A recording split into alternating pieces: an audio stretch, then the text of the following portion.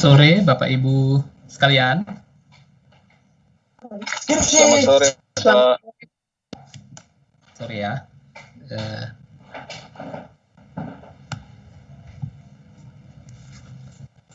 Baik, tadi sudah ada berapa orang ini? Pak Denny yang pertama ya. 45. 5 ya.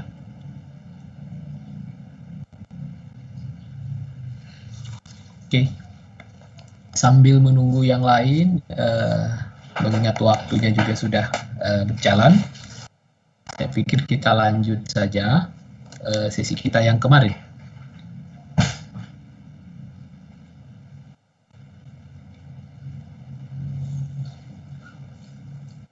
Oke, sesi kelihatan ya, Bapak Ibu ya? Terlalu kecil atau gimana? Pak. Udah pas ya, ideal ya?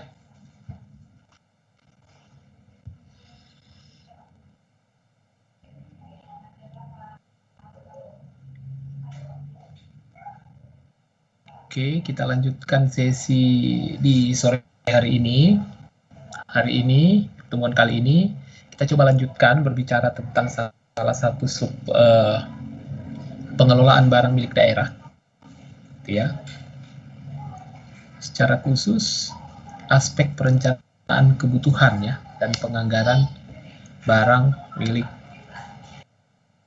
daerah.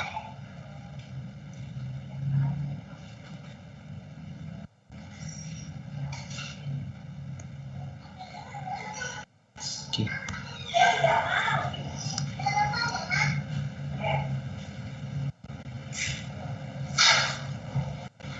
Oke, hal pertama yang perlu kita pahami bersama itu prinsip umum, ya. Jadi ketika kita mau menyusun atau masuk di dalam aspek perencanaan kebutuhan barang milik daerah, itu prinsip umumnya ada dua kata kunci gitu ya. Perencanaan yang disusun itu harus memperhatikan kebutuhan dan ketersediaan. Jadi ini prinsip umum yang harus dipahami ya. Jadi bukan hanya disampaikan atau tertulis ya kira-kira ya, tapi harus dipahami begitu, karena sesungguhnya maknanya jauh lebih dalam begitu ya. Yang tersiratnya itu jauh lebih dalam kebanding yang tersuratnya gitu. Kalau tersurat ya paling ya kebutuhannya ya dengan ketersediaan gitu ya. Tapi dalam prakteknya maknanya sangat dalam gitu. Bahwa sesungguhnya ketika kita merencanakan kebutuhan barang milik daerah gitu atau barang milik negara, itu pintu masuknya ya harus lihat kebutuhan dan ketersediaan gitu. Jadi tentunya elaborasi dari terminologi kebutuhan dan ketersediaan ini ya sangat dalam gitu ya, sangat luas gitu ya. Gitu. Kira-kira sederhananya ketika kita ingin mengajukan perencanaan terhadap kebutuhan barang milik daerah gitu, katakanlah pengguna atau kepala OPD gitu atau kuasa pengguna gitu yang mengajukan usul terhadap sebuah barang milik daerah yang ada di OPD itu dimulai dari kata kebutuhan dan ketersediaan dulu gitu ya. Kira-kira barang yang direncanakan itu memang butuh tidak ya? Kebutuhannya itu tingkatannya sampai mana gitu, sampai di mana begitu. Mungkin kalau kita buat skala tinggi kah, sedangkah atau rendah gitu ya kebutuhannya gitu. Nanti di beberapa slide di belakang ya coba kita lihat contoh-contoh bahwa kebutuhan itu masih bisa dielaborasi dari 3 kata kunci tadi itu ya. Kebutuhannya berada di dalam skala yang mana prioritasnya, tinggi, sedang, atau rendah gitu ya. Nanti tinggi itu masih bisa dielaborasi, tinggi mungkin berdasarkan dampaknya gitu ya, sampai beberapa faktor yang lain gitu. Jadi artinya ya memang harus direnungkan dulu gitu. Kira-kira ketika kita ingin merencanakan barang itu memang kebutuhannya itu berada di dalam prioritas yang mana gitu ya. Setelah kita pahami atau coba kita mapping begitu ya kebutuhan kita terhadap kebutuhan barang tersebut, kita sandingkan dengan ketersediaan gitu ya. ketersediaan barang yang coba kita ajukan tadi, usulkan gitu ya. Jadi dari mana kita bisa tahu ketersediaannya gitu? Tentunya ada daftar-daftar ya, begitu yang menginventarisir barang-barang milik daerah yang ada pada pengelola itu sendiri ataupun pengguna barangnya gitu ya. Jadi supaya kita bisa tahu gitu, contoh sederhana lah gitu. Misalnya pengajuan atau usul lemari gitu ya, katakanlah lemari, peralatan kerja lah atau perlengkapan kantor gitu, lemari gitu. Itu sebelum kita mengajukan barang tersebut, ya pertanyaan pertama yang harus kita jawab adalah kira-kira kita butuh lemari ini dalam skala prioritas yang mana, tinggi, sedang atau rendah gitu. Jadi akan sangat apa ya, inefisien kalau kita mengajukan usulan itu hanya mungkin berdasarkan berdasarkan keinginan gitu ya, bukan berdasarkan analisa kebutuhan kita gitu. Apalagi ketika kita lihat mungkin data ketersediaan lemari di dalam daftar barang yang ada di barang pengguna, sepertinya misalkan rasionya masih ideal gitu ya. Artinya kita tidak butuh lemari, gitu. Tapi kita ajukan lemari, misalnya begitu. Nah, idealnya mestinya ketika menyusun perencanaan itu ya harus mempertimbangkan hal-hal seperti itu. Jadi di satu sisi kita harus melihat kebutuhan gitu, skala prioritas kebutuhannya ada di mana, gitu. Tinggi, rendah, atau sedang, gitu ya. Kemudian ketersediaannya gitu. Kalau ketersediaannya ya masih cukup begitu dengan rasio-rasio yang ada gitu, berarti tidak menjadi kebutuhan kita gitu ya untuk saat ini. Berarti kebutuhannya berada pada skala prioritas yang sangat rendah gitu. Sehingga nanti ketika rencana kebutuhan barang milik daerah itu diajukan ke tingkatan yang lebih tinggi, semestinya di situ akan bisa diverifikasi ya, diverifikasi khususnya pengelola gitu. Jadi akan disandingkan data barang milik daerah itu yang di dalamnya juga termasuk data barang milik pengguna ya, yang dikelola oleh pengguna maupun pengelola gitu ya. Seperti itu, termasuk juga dengan jenis sarana maupun prasarana yang lain gitu ya. Karena bicara kebutuhan barang milik daerah ini nggak bisa lepas dari terminologi sarana dan prasarana gitu ya. Jadi idealnya seperti itu gitu, prinsip umum yang harus kita pegang gitu. Jadi kalau kita mulai masuk mengajukan perencanaan kebutuhan barang milik daerah gitu, mengabaikan aspek kebutuhan itu prioritasnya ada di mana, tinggi, sedang, rendah. Kemudian kita juga mengabaikan ketersediaan gitu, data ketersediaan yang nanti bisa kita cek di dalam daftar barang gitu. Daftar barang di OPD kita itu, kalau memang dia terdaftar di OPD kita penggunaannya itu, atau di daftar barang pengelola kalau barang itu penggunaannya terdaftar di daftar barang pengelola gitu ya. Jadi kalau itu lewat itu akan terbawa kesananya menjadi masalah gitu, akan terbawa ke kita lihat kemarin itu ya di sini ya, akan terbawa ke aspek-aspek yang sifatnya reguler gitu ya, aspek pengelolaan barang milik daerah yang ada dalam domain reguler gitu, sampai pun kalau ada peristiwa atau aktivitas-aktivitas yang sifatnya insidentil terkait pengelolaan barang milik negara atau daerah gitu, pasti akan menimbulkan masalah gitu, karena kita sudah sepakat gitu ya kemarin rerangkanya bahwa memang perencanaan itu kita harus letakkan pertama sekali di awal gitu. Jadi itu prinsip umum yang harus bukan hanya tertulis gitu ya, diresapi gitu.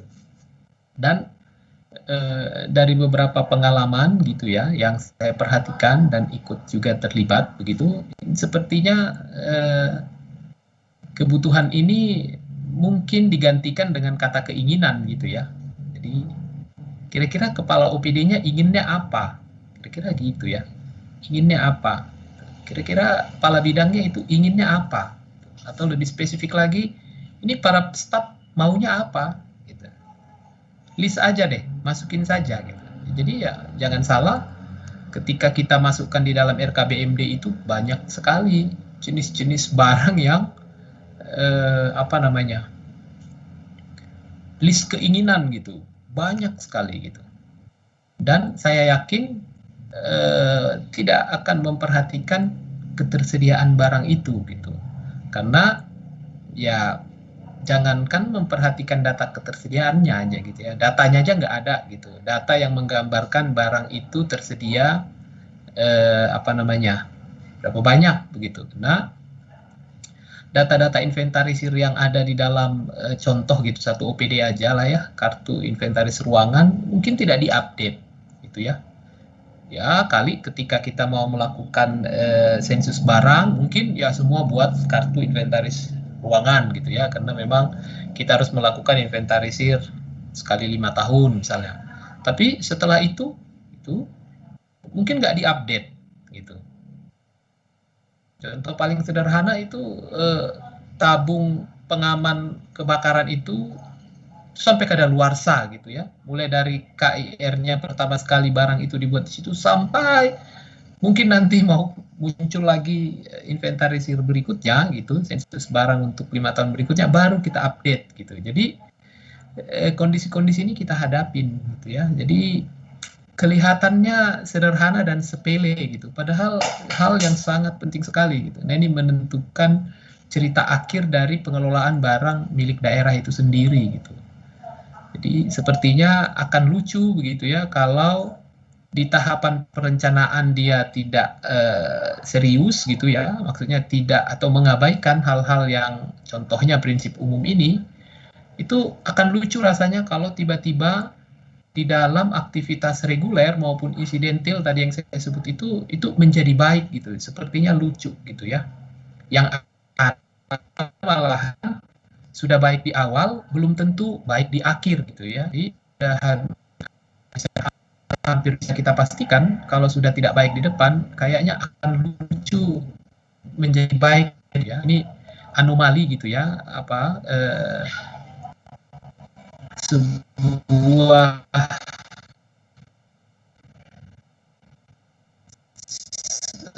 apa kondisi yang hampir tidak mungkin lah menurut aturan itu kan.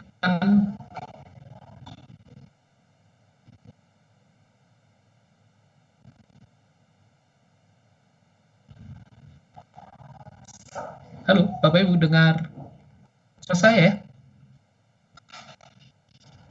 Iya, Pak.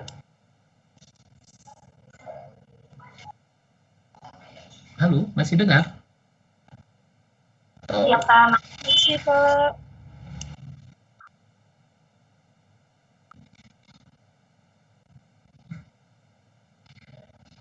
Oke. Kalau kita menurut Men 46,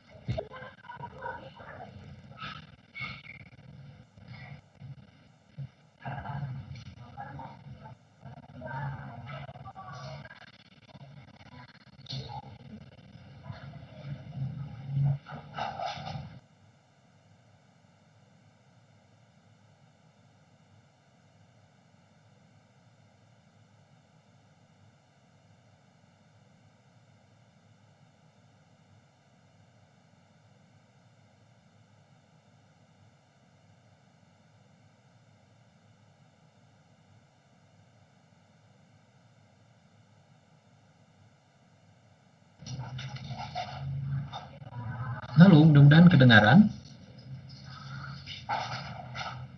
Bapak Ibu bisa dengar suara saya? Bisa, Pak. Bisa ya? Tadi putus-putus Bisa, soalnya Pak. ya. Iya. Akhirnya saya masih matikan kameranya ini. Nah, sepertinya agak berat dia, bisa putus di tengah perjalanan gitu. Oke, saya lanjut gitu ya. Bapak Ibu bisa apa namanya? Bisa rasa lah ya, kira-kira begitu ketika Bapak Ibu pengadaan gitu, perencanaan kebutuhan barang milik daerah pasti menghadapi atau diperhadapkan dengan situasi-situasi yang tadi gitu ya. Jadi dilema juga begitu jatuhnya gitu. Kalau kita ada juga kondisi yang seperti ini, butuh tapi nggak bisa memberikan penjelasan yang argumentatif begitu ya. Sebetulnya kami butuh begitu, tapi nggak punya data ketersediaannya gitu. OPD itu nggak punya data ketersediaannya gitu, karena memang datanya itu tidak tersedia gitu ya. Jadi hal-hal seperti itu pun bisa saja terjadi gitu ya. Tapi apapun itu, inilah prinsip umum yang harus kita pegang gitu ya. Dua kata kunci ini, butuh dan tersedia gitu. Jadi kalau butuhnya lebih besar daripada tersedianya, sudah pasti kemungkinan itu prioritasnya tinggi gitu ya. Tapi kalau butuhnya lebih kecil dibandingkan barang itu ya, ketersediaan yang ada gitu, dengan kata lain barangnya berlimpah, berarti itu skala prioritasnya rendah gitu ya. Kalau rendah berarti bisa diabaikan, tidak menjadi prioritas, dan sebaliknya tadi ya. Ya, dengan analogi-analogi seperti itu, ya setidaknya perencanaan kebutuhan yang kita buat itu ya setidaknya ada rasanya gitu ya. Bukan ada sifatnya hanya kapan mau gitu ya, kapan karena kebetulan budgetnya ada ya udah kita rencanakan. Dan ini adalah yang digunakan sebagai dasar penyusunan RKPMD ya. Karena itu kalau boleh informasi terhadap kebutuhan dan ketersediaan gitu, kebutuhan versus ketersediaan ini harus bisa menggambarkan kebutuhan realnya gitu. Walaupun dalam beberapa kondisi ada saja OPD yang memang realnya seperti itu, tapi ya tetap saja perencanaan kebutuhan terhadap barang itu tidak disetujui gitu, dan sebaliknya gitu. Di tempat lain secara real ketersediaannya berlebih gitu, tapi ketika diajukan itu ya disetujui juga gitu ya. Jadi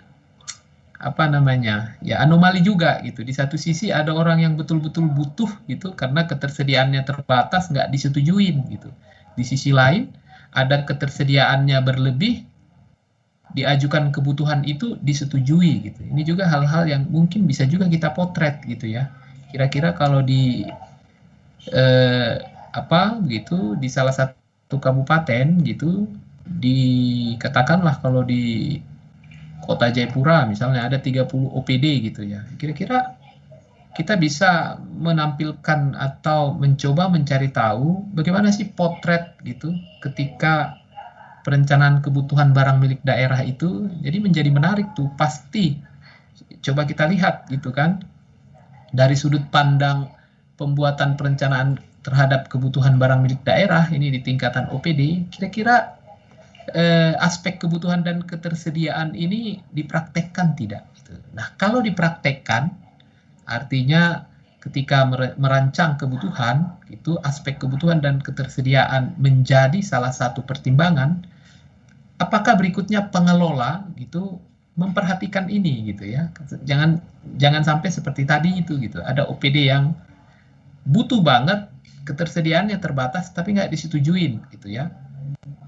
Dengan alasan keterbatasan kemampuan keuangan daerah gitu. Tapi di sisi lain dengan alasan yang sama gitu, bahwa kita punya keterbatasan terhadap keuangan daerah.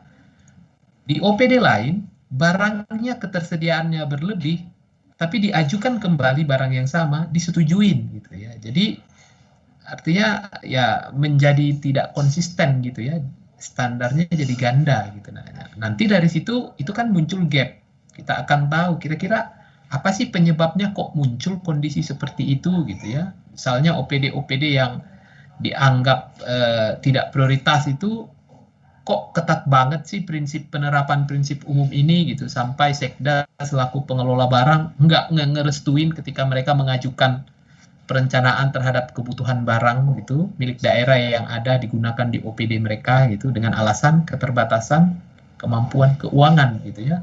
Padahal di sisi lain gitu, OPD yang lain itu dengan leluasa gitu, hampir bisa dikata mungkin gitu dalam rencana pengelolaan barang milik daerah gitu dengan baseline-nya 4 tahun atau 5 tahun gitu ya, rencana 5 tahunannya itu kan kita harus bikin rencana 5 tahun tuh. Misalnya RPJM kita itu dimulai dari katakanlah 2020 misalnya kan. Jadi baseline yang kita susun itu kan dimulai dari 2020 sampai 2025, 5 tahun gitu ya. Peta kita selama 5 tahun ke depan itu sudah harus kita susun gitu ya. Perencanaan dan penganggaran juga seperti itu, bukan hanya barang milik daerah ya. Jadi 5 tahun itu kita butuh uang itu berapa, tuh kemudian output yang kita mau capai juga berapa gitu ya. Dan tahun pertama itu sering kita sebut dengan baseline dasar gitu ya, tahun dasar. 5 tahunannya baseline jangka menengah gitu. Apakah boleh tiba-tiba di antara 5 tahun itu muncul keinginan-keinginan baru misalnya gitu ya, di luar program yang sudah kita ikat selama 5 tahun? Boleh, itu namanya new initiative ya, inisiatif baru. Jadi muncul inisiatif baru, akhirnya merevisi baseline kita jadi baseline yang baru gitu. Nah, itu boleh misalnya begitu. Dan namun tadi dalam konteks contoh di Kota Jayapura, kok praktek itu hanya bisa terjadi pada OPD-OPD tertentu gitu. Pada OPD-OPD yang lain dengan gampang bilang ya dalam rencana 5 tahunan kita mau target output kita gitu kan. Target kita itu hanya misalnya di OPD itu selama 5 tahun kita hanya beli lemari 100 aja dalam 5 tahun. Jadi target kerangka fiskal jangka menengah kita itu 5 tahun tuh 100 lemari dengan dana 100 juta misalnya kan. Jadi baseline tahun pertama mungkin hanya 20 lemari gitu. Jadi kalau OPD Anda minta lemari udah habis, nggak bisa lagi, udah cukup tahun ini hanya 20, tahun depan 20 gitu misalnya. Tapi dalam prakteknya ya bisa muncul kecemburuan gitu. Bapak Ibu bisa lihat nanti, dan ini menarik untuk diteliti gitu ya. Dan mudah-mudahan Bapak Ibu mungkin bisa membuat catatan gitu dari beberapa hal-hal yang saya sudah sampaikan kemarin, itu bisa menjadi ide untuk riset Bapak Ibu ya. Jadi daripada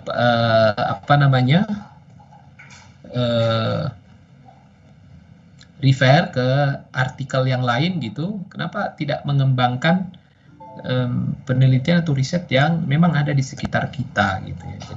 Jadi lebih selain bermanfaat gitu buat persyaratan studi Bapak Ibu juga ya, mungkin bisa memberikan masukan gitu bahwa ternyata kondisi kita seperti ini kaitannya dengan perencanaan kebutuhan barang milik daerah ya. Jadi kembali ke sini, dan tadi sempat terputus juga itu ya di Permen 86 tahun 2017 tentang evaluasi rencana kerja pemerintah daerah, apakah RPJP, RPJM, RKPD, Renstra OPD, Renja OPD, itu di situ ada pasal yang menyebut bahwa Renja OPD itu maksimal itu harus dibuatkan peraturan kepala daerahnya maksimal 1 bulan setelah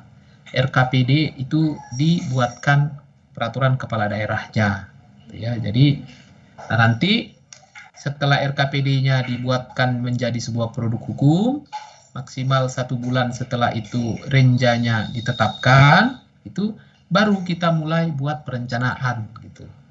Jadi nggak dibalik gitu, rencana dulu baru nanti renjanya menyusul, sehingga akhirnya renjanya disusun berdasarkan angan-angan gitu ya, angan-angan yang kita inginkan gitu, bukan berdasarkan atau turunan dari kerangka fiskal jangka menengah tadi. Jadi pola berpikir kita adalah pola berpikir 5 tahunan gitu ya. Jadi ketika kita merancang sesuatu, yang kita pikirkan adalah 5 tahun ke depan gitu ya. Jadi nanti di tahun kedua kita akan konfirmasi mundur ke belakang gitu ya. Misalnya kita mulai dari 2020, itu berarti perkiraan maju kita itu harus bicara 1, 2, sampai 3 tahun ke depan. Gitu. Bikin rencana ya, agar kebijakan kita ini bisa nantinya kita ukur gitu ya. Karena kalau hanya 1 tahun kan nggak bisa itu, input output outcome-nya kan nggak dapat gitu ya. Jadi ya maka itu ya dalam aspek perencanaan dan penganggaran itu kita mengenal kerangka fiskal jangka menengah ya, atau kerangka perencanaan jangka menengah. Jadi pola berpikir kita jangka menengah. Jadi pun begitu dengan perencanaan kebutuhan barang milik daerah gitu. Tapi apa boleh kira-kira kita nggak ada rencanakan dalam 5 tahun itu gitu ya, tapi ada di luar itu, di luar renja, di luar program dan kegiatan yang ada, boleh. Ya, itu yang kita sebut dengan new inisiatif ya. Jadi tidak apa-apa, boleh gitu. Asalkan tetap kembali ke prinsip umum gitu ya. New inisiatif begitu, atau hal yang kita rasa mungkin baru gitu di luar yang sudah kita tetapkan untuk perencanaan jangka menengah kita 5 tahunan, khususnya untuk barang milik daerah gitu. Asalkan tetap juga memperhatikan aspek kebutuhan dan ketersediaan gitu. Jadi bukan tiba-tiba ujuk-ujuk begitu karena angan-angan gitu saya pengen, aduh ini ada keluar, sepertinya ada keluar laptop ROG yang terbaru harganya 50 juta. Ntar saya bilang nanti saya butuh ini gitu karena kita butuh spek yang sangat tinggi gitu. Padahal motivasi di belakangnya nggak ada yang tahu ya. Motivasi intrinsik itu perlu dikaji lagi gitu. Padahal di dalam roadmap kita 5 tahun itu nggak masuk begitu. Kebutuhan itu nggak masuk gitu. Kebutuhan akan laptop yang speknya setinggi itu nggak masuk. Laptop butuh. Misalnya dalam 5 tahun kita butuh laptop 50 unit gitu ya. Di tahun pertama kita adakan 10 gitu ya. Anggaplah baru tahun pertama sudah diadakan 11. Jadi tahun kedua sisa 9 misalnya gitu ya. Nah itu kalau melalui hal-hal yang seperti itu, new inisiatif menjadi legal gitu ya. Tapi kalau ternyata tadi contoh laptop begitu dalam roadmap kita gitu baseline-nya itu 10, di tahun dasar hanya 10, di tahun akhir nanti menjadi 50, jatahnya sisa 40, tapi belum habis tahun kedua laptop sudah diadakan 60 misalnya gitu. Padahal kita tetapkan di jangka menengah kita 50 dalam 5 tahun, tapi di tahun kedua kita sudah mengadakan laptop ke 60. Nah, ini salah satu ukuran kinerja juga, kinerja perencanaan gitu ya. Jadi atas dasar seperti itu new inisiatif menjadi haram hukumnya. Bukan legal lagi. Karena kenapa? Lewat. Kok bisa lewat? Apa yang mengakibatkan dia bisa lewat gitu. Kok bisa kita sudah ukur kebutuhan kita dengan ketersediaannya di tahun kedua aja, baseline-nya masih di dalam baseline tahun kedua aja, itu udah lewat. Gimana? Di tahun ketiga kita sudah ajukan inisiatif baru gitu, karena laptopnya udah habis misalnya penyesuaian. Ya, tapi ya penyesuaiannya nggak masuk akal gitu, kok bisa misalkan untuk laptop gitu. Dan ini berlaku bagi jenis-jenis barang milik daerah lainnya gitu ya. Jadi ketika kita bicara barang milik daerah ya kembali lagi ke pasal yang di depan itu ya. Jadi berarti bicara persediaan gitu dan bicara aset tetap dan aset lainnya gitu ya. Ketika bicara itu. Nah, hal-hal seperti itu perlu didiskusikan secara mendalam gitu. Dan di sini siapa yang mewadahi? Ya tentunya ya leadernya ya, pengelolanya. Ya, kalau penguasanya kan kepala daerah mungkin hanya sekedar memberikan arahan gitu ya. Tapi kalau Sekda sebagai pengelola ya harus detail bisa menyampaikan hal-hal seperti ini kepada pengguna barangnya, kepala OPD, supaya nanti kepala OPD kembali memberi petunjuk ke berjenjang ke bawahnya. Gitu. Tapi kalau tidak, nah itu jangan heran kalau yang masalah yang di sini ini nggak habis-habis ini. Gitu. Jadi memang kesannya agak gampang begitu ya, karena kita mungkin dari pihak luar ya. Saya pribadi mungkin sebagai pengamat gitu, dan keterlibatan saya juga paling hanya keterlibatan yang sifatnya temporer gitu ya. Tapi bagaimana yang memang permanen ada di dalam situ gitu. Di dalamnya terlalu banyak politik-politik yang terkait dengan dihubungkan dengan pengelolaan barang milik daerah, terlalu banyak gitu ya. Kira-kira tiba-tiba misalnya DPR-nya minta mobil misalnya gitu, kan udah bingung. Mobilnya ketersediaan data kita buka gitu ya. Kita buka data barang kita gitu, sekda pengelola gitu, suruh pembantunya gitu ya untuk ngecek mobil kita ada berapa gitu. Setelah dilihat, wah mobilnya cukup gitu ya, cukup mobilnya gitu semuanya. Tapi ya dasar misalkan anggota dewan pengen mobil baru gitu ya, dalam tanda kutip ya, sebagai salah satu bargaining untuk mungkin salah satu transaksi yang ada kaitannya dengan anggaran pendapatan dan belanja daerah. Biasanya begitu. Nah, di sini tersandera kan, gitu, bingung. Akhirnya diabaikan, gitu. Ketersediaannya lebih besar, gitu, sehingga akhirnya kebutuhan itu berada pada skala prioritas rendah. Semestinya seperti itu, tapi dipaksa untuk direncanakan, gitu kan? Nah, terjadi, gitu. Kalau tidak, ntar jadi masalah, misalnya melebar kemana, gitu. Jadi ada aspek politik anggarannya gitu ya, politisasi pengelolaan barang milik daerahnya gitu. Jadi banyak begitu yang bisa kita lihat. Berlaku juga selain untuk kendaraan dinas operasional atau kendaraan dinas jabatan, berlaku juga untuk rumah jabatan gitu. Jadi bisa diatur gitu ya, rumah jabatan atau rumah instansi lah. Kalau rumah jabatan ya mungkin menyangkut kepala daerah dan ketua DPRD ya, kita sebut rumah instansi lah, rumah dinas gitu ya, rumah dinas atau rumah instansi sesuai terminologinya. Bisa saja kebetulan saya jadi anggota dewan, saya pengen rumah dinas gitu ya, rumah dinas itu, tapi saya pengen itu jadi milik saya gitu, melalui mekanisme pemindah tanganan misalnya, bisa saja gitu. Padahal ketersediaannya udah terbatas gitu, malah kita butuh gitu. Ini malah dari aspek ketersediaan terbatas kita butuh, malah kita lepas misalnya. Nah, hal-hal seperti itu juga terjadi. Jadi politisasi pengelolaan barang milik daerah itu isu tersendiri juga itu. Bicara pengelolaan barang milik daerah ini, manajemen aset ini banyak banget ide-ide tulisan di dalamnya gitu. Sederhana tetapi menurut saya membumi gitu. Jadi Bapak Ibu bisa mulai memikirkan gitu ya, apa kira-kira, dan semuanya menarik begitu, dan masih butuh eksplorasi lebih dalam begitu, karena ya seperti biasanya dibandingkan dengan pengelolaan keuangan daerah gitu, pengelolaan barang milik daerah ini sepertinya sunyi lah, tidak terlalu menarik gitu ya.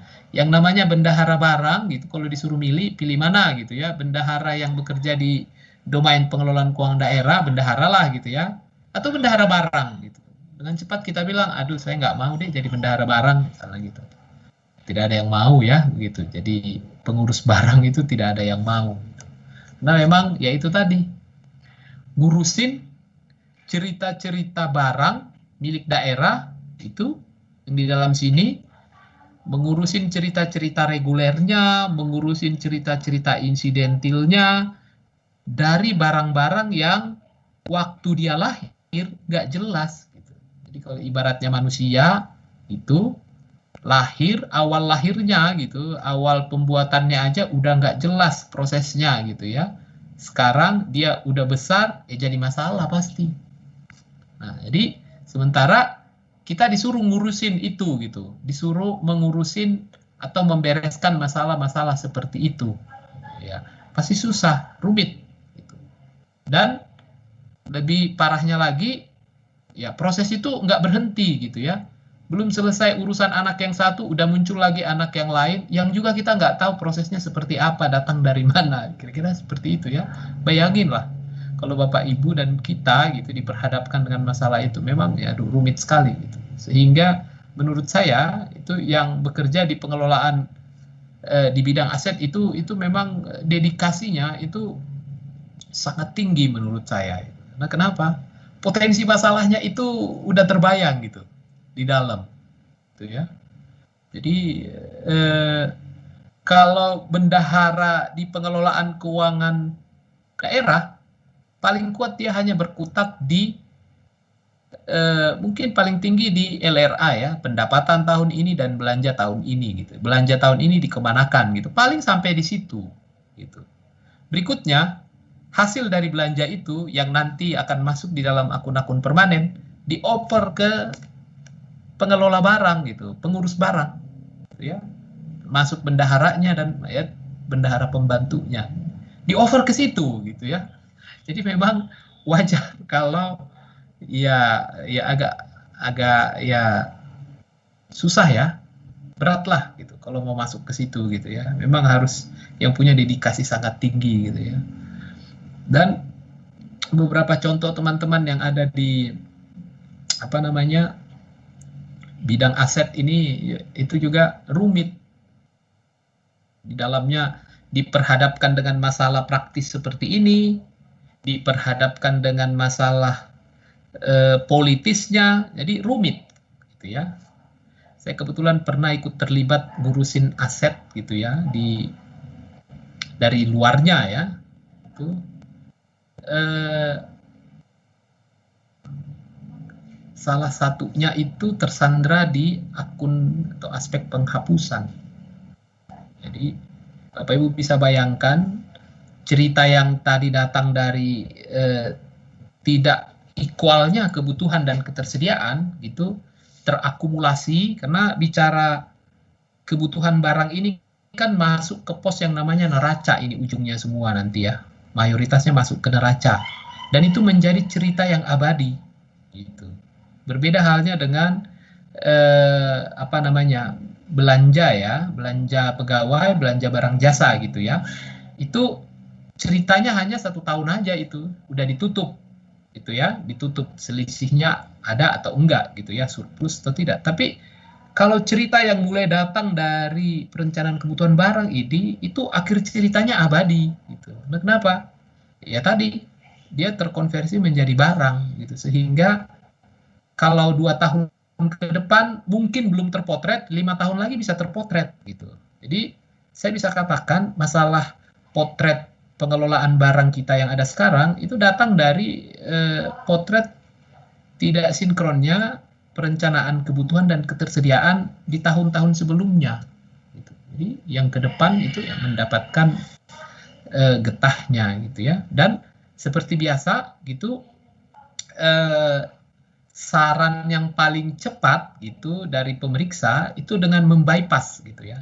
Membypass ibaratnya kalau jantung gitu, udah nggak bisa kita akalin lagi nih, karena udah terlalu rumit gitu ya. Jadi jalan satu-satunya adalah kita harus bypass, potong. Gitu. Jadi potong, hapus. Jadi data-data itu kita putihkan, hapuskan gitu ya. Tentunya dengan mekanisme sesuai dengan aturan, dan ini salah satunya harus didorong masuk ke legislatif. Nah, ketika masuk ke legislatif, di situ susahnya gitu ya. Karena ya tadi tersandra dengan kepentingan kan gitu. Dan apa namanya cukup alot ya, dan ya ada seninya juga lah ya, supaya berhasil menggolkan penghapusan gitu ya. Jadi Bapak Ibu bisa bayangkan penghapusan sampai bunyi 0,5 triliun itu nggak macam-macam ya Pak ya. Penghapusan 0,5 triliun ya, yang saya ceritakan ini kasus provinsi lah.